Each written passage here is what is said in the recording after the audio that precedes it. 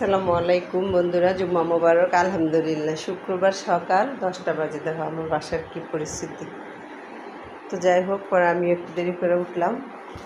আমি নিচে ঘুমাই, ওঠার পর দেখো রাইস কুকারে ভাত বসাইলাম। আমার অলরেডি খিদা লেগে গেছে।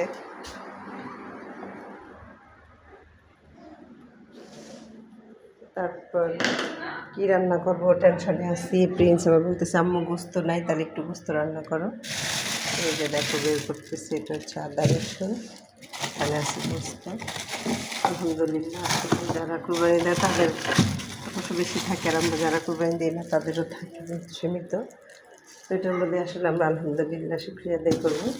দেখো গোস্ত বের করতেছি, কয়েক পোটলা আছে। এটা আমার অফিসের ম্যাডামরা দিছিল অবশ্যগুলো, তো এটাই ভিজাই। আর 2 পোটলা আছে, এটা পরে আলহামদুলিল্লাহ। কুরবানির গোস্ত কিন্তু আসলে মহরমের আগেই খাওয়া শেষ করতে হয়, নিয়ম। এখন তো মানুষ অনেকদিন ফ্রিজে রেখে দেয়, পরে দেখা যায় খাইতে পারে না, ফালাই দেয়। আসলে সব কিছুরই নিয়ম আছে।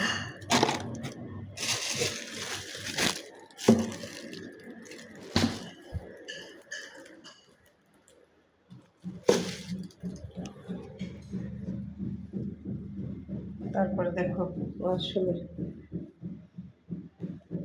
কাপড় জমানো, এগুলো আগে ধুবো, একটু ভিজবে, আর এগুলো ধুবো, পরে রান্না বসাবো।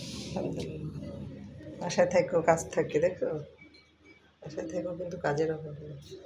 তো বাসায় থেকে বন্ধুরা